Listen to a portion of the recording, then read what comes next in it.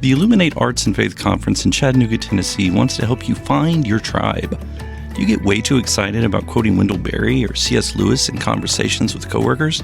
Does your Spotify playlist include hymns, a little jazz, and a whole lot of Andrew Peterson? Join your tribe at Illuminate March 31 and April 1 for education and inspiration from speakers Russ Ramsey, Douglas McKelvey, John Hendricks, and others. Find a complete list of session topics and ticket information at southern.edu/illuminate. In 2024, I set out to meet as many poets as I could and spend an hour with each one. I got more than I bargained for, more insight, more clarity, more hope. It's proved to be one of the richest highlights of my life. 17 writers, 17 deeply human conversations that made me sit up and pay attention. Franz Kafka once said, if the book we're reading doesn't wake us up with a blow to the head, what are we reading for? A book must be the axe for the frozen sea within us. And that's what I hope this new book will do. I hope it wakes us up, my friends. I hope these conversations will be the catalyst for something to be reawakened, re-enchanted, and reinvigorated. It's called An Axe for the Frozen Sea, Conversations with Poets About What Matters Most. I'm Ben Palpin, and I hope you'll come and listen in as I spend a little time with poets like Lucy Shaw, Malcolm Guite, Dana Gioia, and Lee Young Lee. Pull up a chair at the table as we dig into what it means to write well and to live well. An Axe for the Frozen Sea is now available from Rabbit Room Press. Visit the store at rabbitroom.com, or better yet, ask about it at your favorite bookseller.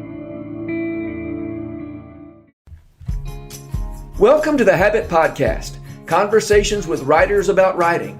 I'm Jonathan Rogers, your host. It's the week of Independence Day here in the United States of America. On July 4th, 1776, Americans like me had grown tired of faking a British accent. They longed for the freedom to spell honor and flavor without a U. They held it as a self-evident truth that the words criticize, apologize, and idolize should be spelled with a Z instead of an S. And they felt in their liberty-loving bones that aluminium couldn't possibly be the right way to pronounce that word. So they declared their independence from England and King George III. In honor of the 4th of July, this episode of the Habit Podcast continues the Hometown Stories series with 5 reminiscences of small-town America by writers from the Habit membership. Prepare for a gauzy, nostalgic look at the kind of Americana that makes you want to eat watermelon and listen to music by John Philip Sousa. Expect parades, fireworks, corn on the cob, pioneers on the Western Plains, and an outdoor concert involving Hank Williams Jr. If this episode doesn't make you proud to be an American, I don't know what else I can do for you. In our first story, Amanda Duvall takes us to Germantown, Wisconsin, a town that knows what to do on the 4th of July. Magic in a bottle, one day a year. For 364 days a year, Germantown, Wisconsin was about as predictable and ordinary a suburban town as one can imagine. About 40 minutes northwest of the big city, that is Milwaukee, we were any town USA with a healthy dose of Midwest nice. Many days my high school felt like a living TV show with every trope and cliche in the book. Germantown High was the one and only public option where football was king, and the players knew it because every Friday night the entire town turned out to pay homage. For a teenager, my hometown was big enough to get into trouble, small enough where everyone found out about it, big enough to feel like a real place, small enough to want to leave at first chance. Once I did leave, I like to say it was a nice place to be from. And I meant it, glad not to live there now, but not unhappy that I once did. But one day a year, our little, nondescript Midwest hometown captured magic in a bottle. The 4th of July. The day always started early, even at 16, when all I wanted was privacy and sleep. But it was worth getting up with the rest of the family because the best seats for the parade were a hot commodity, and good parking near all the action, unless you had friends in the right places, was even harder to find. Not that we sat for many parades. For most of the parades of my memory, our family walked alongside our church float. Yep, we were those people, but slightly cooler, I like to think. This is because our church, new in town at the time, did something brilliantly unexpected. We decided to forego chucking candy and instead handed out water bottles, ice cold, along the route. Now, Wisconsin may conjure visions of the frozen tundra, and rightfully so, but by July it was hot and muggy, so our cold water bottles were very, very popular. So popular that we never stopped moving for the entire route. Never stopped running back and forth, float to curb, handing out water to eager, hot, and sweaty hands. And the fun thing was, everyone was there. I mean everyone. Neighbors, teachers, baseball team families from 3 years ago, classmates I sort of knew with their older siblings that I only heard stories about. They were there, all gathered in one spot for a day. It was like one big happy reunion if you could only spend 2 seconds with everyone you ever knew and whoever saw you grow up before having to run and catch up to the float again. In the midst of teenage angst and awkwardness, this one day always felt right. Like belonging, like I had a place and a job and all these people were happy to see me do it. We arrived at the end of the parade route tired but happy. And this is where the real magic happened. The parade ended at a large community park where food stalls, games, drinks, and more were set up for the rest of the day. Pretty much everyone who watched the parade would come over to the park to hang out for a good chunk of the day to eat and take in live music. The star of the show, though, was the corn stand. Midwest corn is the best corn, and I don't care what anybody says differently. This particular stand took the sweet corn and grilled it, peeled back the husk just far enough to see the yellow and white kernels inside, and then handed to you to dip in salty, very, as I recall, melted butter. No fancy corn picks, just your hand covered in dripping butter, holding onto the charred leaves, and it was, quite simply, perfection. Later on that day, as evening neared, in the very same park, everyone migrated over to a large hill to stake out their spot for fireworks. For my family, this looked like a few large blankets to accommodate our 6, probably along another family from church, and some add-on friends or significant others. Then we just waited. For how long? If I had to guess, at least an hour or 2, until the sun set far enough for the show to begin. We filled the time with more food, reflecting on the day, entertaining the younger kids with glow necklaces and sparklers.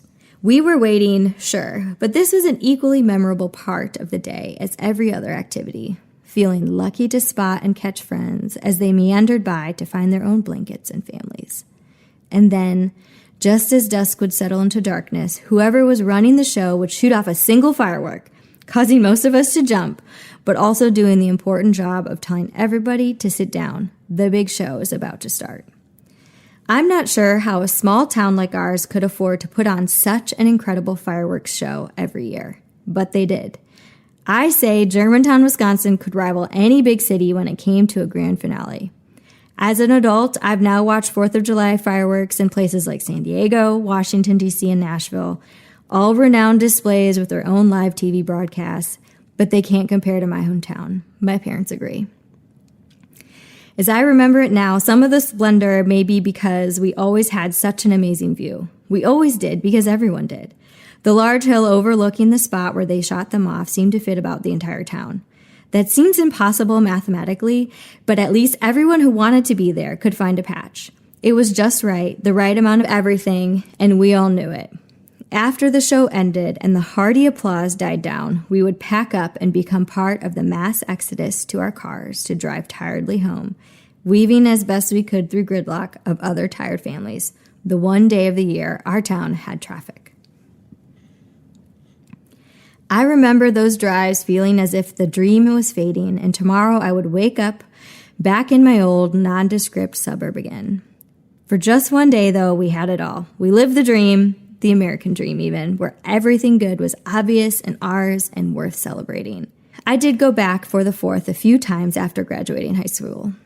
The whole experience felt smaller, to be sure. I heard the recession caused budget cuts, so maybe that was it. But that hill with those fireworks, they still had some of the old magic. My family doesn't live in Germantown anymore. We've scattered across the country, so the tradition only lives in my memory, and I find every beginning of July I miss it. Now that I have a family of my own, I'm always on the hunt for a 4th like this one. For a while, it actually surprised me that it was so hard to find, as if every small town in America should make magic one day a year. But I've come to accept that I may never find it. Maybe it was the unrepeatable alchemy of spending such formative years in that particular time and particular place. I'll tell you this, though. I have a new appreciation for those old stomping grounds in Germantown, Wisconsin. As an adult, I can now see all the work it took to plan and pull off something like that every year. I wish I could go back and relive it, savor it, knowing what I know now and how rare that kind of magic really is. But I will have to settle for the joy of knowing I grew up enjoying the 4th of July in the best place in all the land. It still feels special, the way we anticipated the day, the way we took such pride in having this amazing thing happen right here, right in our hometown every year. It's almost like there was something simmering those other 364 days, just waiting to explode and make everyone else take notice, at least for this one day.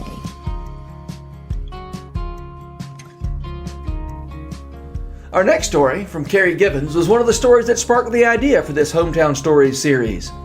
At a Habit Retreat story night, Carrie read this saga of an American icon. Not Thomas Jefferson or Benjamin Franklin or Betsy Ross, but Bob's Big Boy.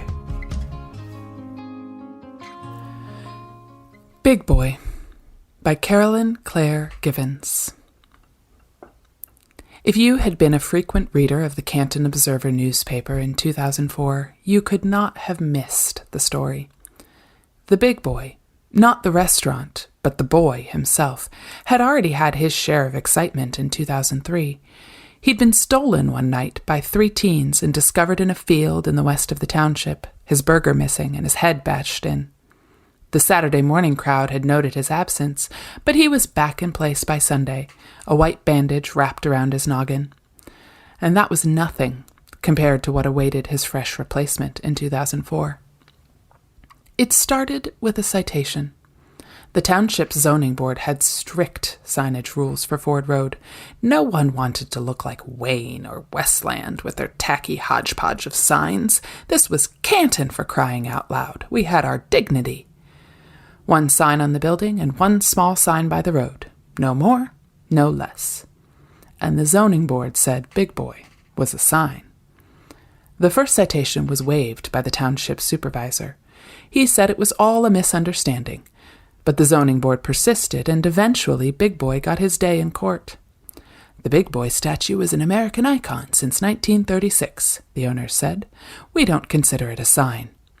The court date was set, and Big Boy's lawyers went to battle the Zoning Board of Appeals, 35th District Court, Judge Ron Lowe presiding. Stay tuned, said the Canton Observer. It may have been a slow news year, 2004, or perhaps the editor just had a fancy for the case. Whatever the reason, every twist and turn, delay and recess, argument for and against was covered. The headline after the first hearing read, Sign, Art, Icon. What is Big Boy? Letters poured in from the community, pledging their support for the roly-poly boy with his cowlick and his burger. 3 weeks were requested for further discovery, and the court adjourned. Then 3 more weeks. Then another. The arguments took on a new tenor. We'll be arguing simply that the statue is not a sign, said Big Boy's lawyer, but also that the ordinance is unconstitutionally vague. The Observer's editor got to run a new headline, Sign Law Constitutionality Questioned. He must have prided himself on getting a 17-letter word into the front page headline just under the masthead. The case dragged on, spring turning to summer, while the lawyer looked for letters documenting other statue sign art situations. The Washington Post picked up the story and asked, is it art or advertising? With national buzz around it and summer fully arrived, the township supervisor offered a compromise. Big Boy could stay if the lettering on his bib was painted out. The owners agreed to the terms, and a date for the painting was set. The Observer editor got 3 more front-page headlines out of it, even so. He highlighted the courtroom appearance of the lawyers to set the terms of the agreement, and the meeting to formally sign them. The Observer noted that without his name, Big Boy might have an identity crisis. A little dab'll do ya, ran the final headline late that summer, topped with a photo of Big Boy's bib being painted over by his owner and lawyer. We actually avoided the age-old issue of is it art or a statue, said Big Boy's lawyer. And perhaps the question might never have been answered. but for the release of Shrek 2 that summer. In any debate about whether something is a cultural icon, it's always best to look to satire to know the truth. Satire never skewers simple signage. No, it pokes fun at the icons and art we hold dear.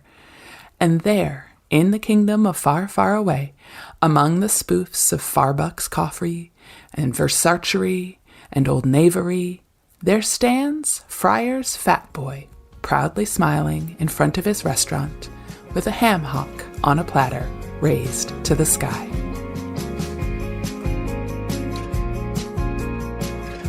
Micah Hawkinson grew up in Manhattan, which, as you probably know, is the seat of Riley County, Kansas, and less than 150 miles from the geographical center of the continental United States. If you were wondering what happens that close to the heart of America, Micah Hawkinson is here to tell you.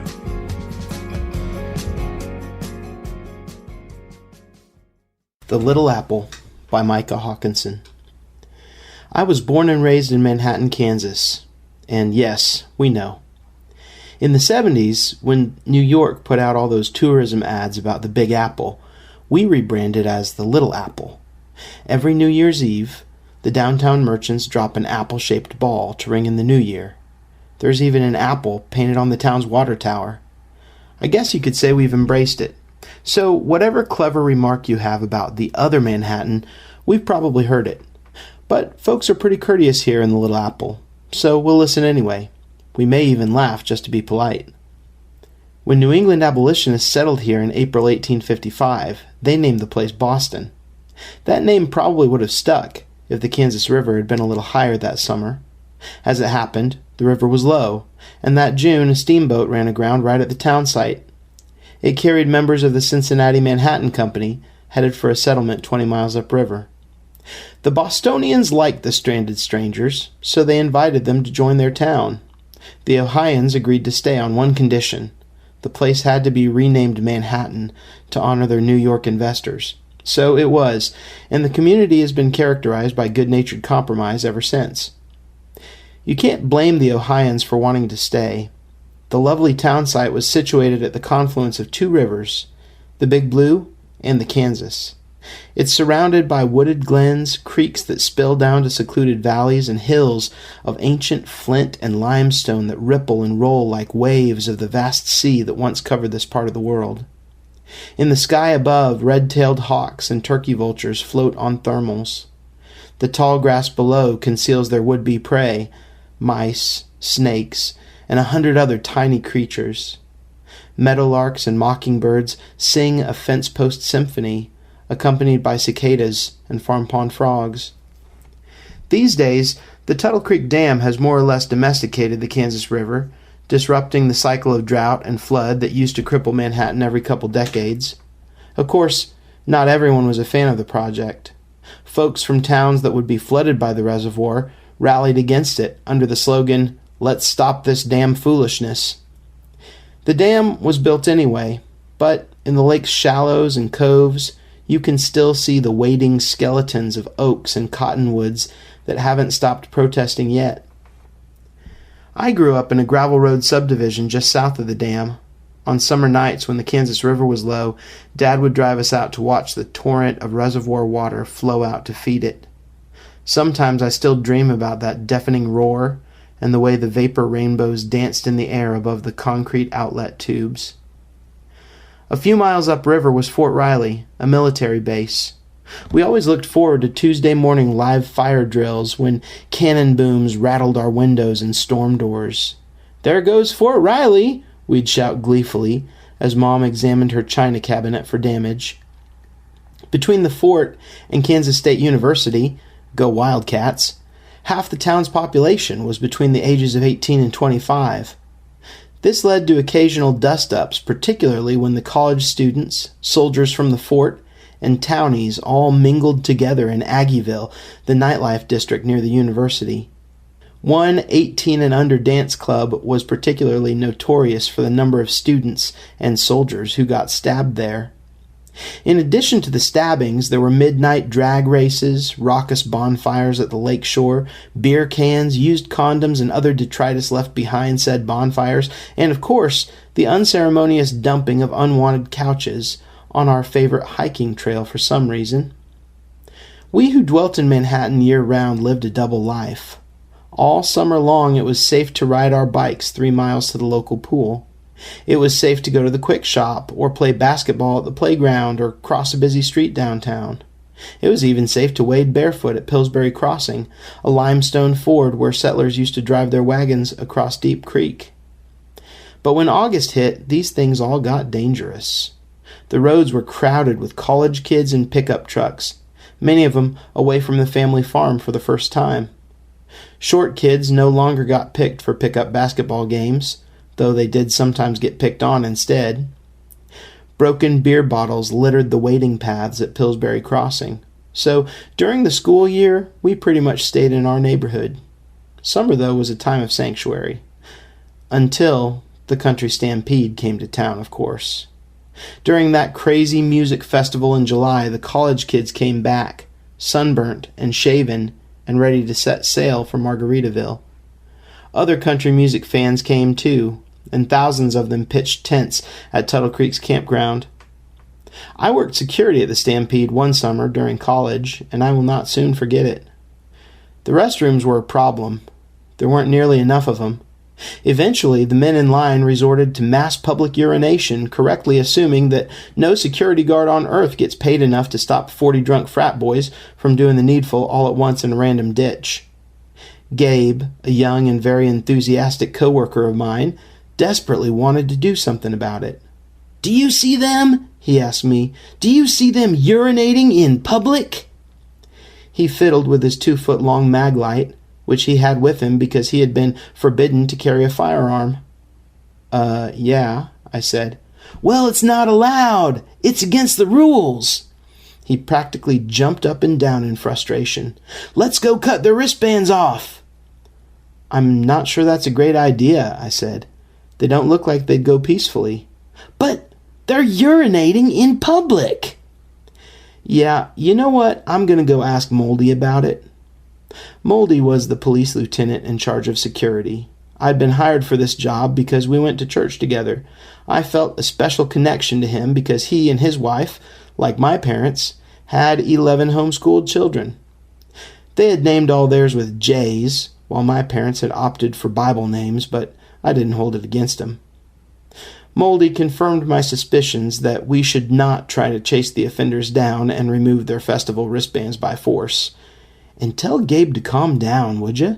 he added. The day went about like you'd expect it to when you have several thousand drunk country music fans all together down by the lake. Fortunately, the music was loud and the beer was cold, so there weren't too many problems, aside from abundant mosquitoes and sparse toilet facilities. My main job was to keep the fire lane clear of coolers and folding chairs, and I was pretty good at it too. But that changed toward sundown, when the Hank Williams Jr. fans trickled in with their motorcycle vests and Confederate flags and sunglasses and probably brass knuckles secreted on their persons.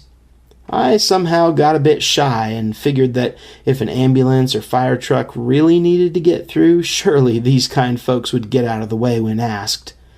So there I stood, listening to Hank belt out Family Tradition as the sun set the Kansas horizon aflame with orange and pink and purple, and 10,000 people all sang along. In that moment I felt the presence of multitudes, joined in some fashion by this lovely land we shared. The Ohioans who ran aground 20 miles from their destination, the damn protesters, the college students and soldiers in the crowd, my mom and dad and Moldy and Hank Jr. and even poor eager Gabe with his huge mag light, all of us were here watching the sunset over the river that had brought us all together. I enjoyed these contemplations for a few moments, until a huge Hank fan backed into me without noticing, burying my sneakers beneath his combat boots. Excuse me, sir," I shouted into the small of his back. I think you're in the fire lane." "Oh, yeah?" He turned and looked down at me. A remarkably realistic skull was tattooed below his left eye. My brief and uneventful life flashed before my eyes. "My bad, man, sorry." He took a few steps to his left and rejoined the sing-along, See, I told you, folks are pretty courteous here in the Little Apple. Megan Cozzens Huwa has deep roots in the ranching and farming town of Eaton, Colorado. 5 generations back, her ancestors homesteaded the farm where she grew up. Here's a story and poem of that place and that family. Impressions of a Hometown by Megan Cozzens Huwa. On February 11, 2023, the townsfolk of Eaton, Colorado paid $25 a ticket to gather in the Evangelical Free Church and hear the Pioneer Society of Eaton tell a story they already knew. It's the story shared over barbed wire fences while moving cattle, over early morning coffee after changing the first head of water, between rolled down driver's side pickup windows and beside the grain elevator. My oldest brother, the vice president of the society and the 5th generation on the Cozzens family farm, retold the story of the Cozzens family, updating the town's oral repository with farm and family photos and the changing landscape of agriculture. My family's story is just one of many in my hometown, for Eaton beats with the hearts of pioneers, their stories and their perseverance in the face of storms that surmount with every passing season. Ask me for a glimpse of the Garden of Eden, and I offer you the corner of County Roads 43 and 72, where part of the Cozzens family farm homesteaded at the turn of the 20th century. Ask me for a glimpse of the fall of the Garden of Eden, and I offer this impression, a poem of my father, the patriarch of the Cozzens family farm. This is the artistry of farm towns. My first still life. My initial impression was red, a poppy field, a sunrise, an umbrella. I saw Impressionism for the first time at the Denver Art Museum during high school. I knew little of art except what my childhood home's west-facing picture window framed of my family's farm in Eaton. The milk barn with woolly ewes in the foreground, Long's Peak dressed and undressed in winter's cloak as the background. Weather was my first encounter with life's death colliding, sometimes with such resonance, yet other times with such dissonance. My dad, the farmer and patient painter, dabbed the dirt canvas with small brown seeds that grew for weeks, months into swaths of shamrock-colored crops against a powdery, puffy blue sky. I remember summer's betrayal in July, a storm. Hail pummeled the crops a disheveling form. My dad stood at the picture window with his hands clutching his sweat-stained pioneer seed hat. Before him lay crops, a hazy replica of life, and dappled light striking what I could barely make out of blurred shadows cast from the bruising sky. My first impression of Monet, Renoir, and Cezanne at the Art Museum, though I knew not their names, was, I've seen this before. Broken brush strokes, faded contours, opposing backgrounds and foregrounds, and long shadows of still life. For there is one artwork to marvel, the steady faith of a farmer to sow and reap season after season. My father never disgraced the hail, nor the drought that hit a few years later. He waits still for a new creation.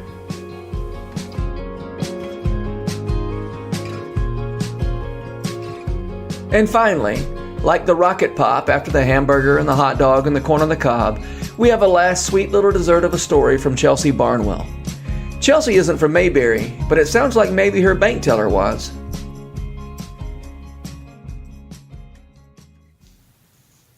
Local Business, a drive-through setup by Chelsea Barnwell. There is something satisfying about a city which is big enough that you can run errands with some anonymity, but small enough that you'll probably see at least one person from church when you're at the grocery store. Everyone should occasionally see someone you have never met, but recognize instantly. Maybe they go to your dentist? Yes, our city is in the sweet spot, big enough that locals complain about the traffic, how heavy it's gotten in recent years, how much construction there is. We didn't need that crazy roundabout. Two-way, no way. but small enough that the newcomers also complain about the traffic, but for different reasons. How the infrastructure was designed with no acceleration lanes onto the expressway. How can you be on 501 North and 29 South at the same time? Why is everyone losing their minds over a roundabout? Even with the revitalization of downtown and a recent housing boom, the family-run businesses keep the small town feel. When my sister Bree was a waitress, she got to know the bank tellers pretty well, as they would count on her tip money and sort her small change for deposit. It's great to be able to support local businesses which care about the company-to-customer relationship. One day, Bree found out just how deep these relationships could go. One morning, pulling up to the drive-thru window, Bree stuffed a wad of ones several inches thick into an envelope. She yawned as she signed her deposit slip on the steering wheel. "Good morning, Brianne. How are you today, honey?" The voice crinkled through the speaker as the teller drawer shot open. Louise always pronounced Bree's full name, Brianna, like a southern double name, Brianne, drawing out the second part. Bree smiled at the lady whose graying curls framed her face like a silver halo. "I'm doing all right. A little tired. How are you?" "I'm fine. What can I do for you today?" "Could you deposit $600 of that in my checking and give me $200 back in 10s and 20s? "Sure thing, honey." Louise fastidiously arranged the crisp new bills and slipped them in an envelope with a receipt. She placed it in the drawer, but the drawer did not shoot open. While Bree waited, Louise cast a furtive glance over her shoulder and then peered out the window behind Bree's car. She leaned into the little mic and whispered, "Brianne?" She drew out the "Ann" even longer than usual. Her hushed tone was amplified through the speaker system. Bree also instinctively checked her rear view. There was no one behind her. Yes?" She resisted the temptation to also begin whispering. "Brianne, you know Michael, don't you? The one who helped you set up your CD?" Bree nodded, vaguely remembering a blond man about her height. "He's been talking about you. He was wondering if you're seeing anyone." Bree wondered if there was a breach of confidentiality somewhere in this transaction. "Oh, no, I'm not." Louise glanced behind her again before continuing. "Would it be all right if he called you? He's a real nice boy." As she said this, she shook her head for emphasis on the word real. Bree wondered if it was safe to go out with someone your bank teller set you up with. On the other hand, this guy already had access to all her personal and financial information, and he did have a steady job at a bank. Yes, that would be okay. Louise beamed and the teller drawer shot open with Bree's requested cash. "I'll let him know. You take care now, Brianne." "Thank you. You too." It makes you feel at home living in a city small enough for such special relationships with the people you do business with, though also comforting that it's big enough you can take your banking elsewhere if a setup goes south.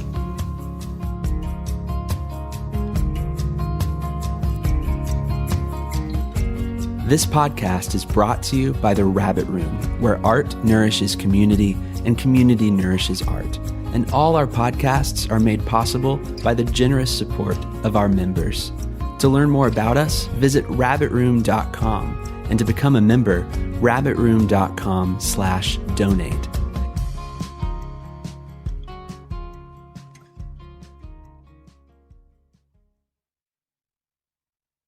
If you've enjoyed this podcast episode, consider joining the Rabbit Room membership.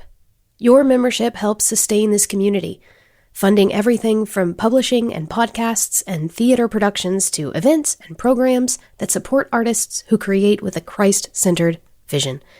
We'd love to have you on board. Learn more at rabbitroom.com/member.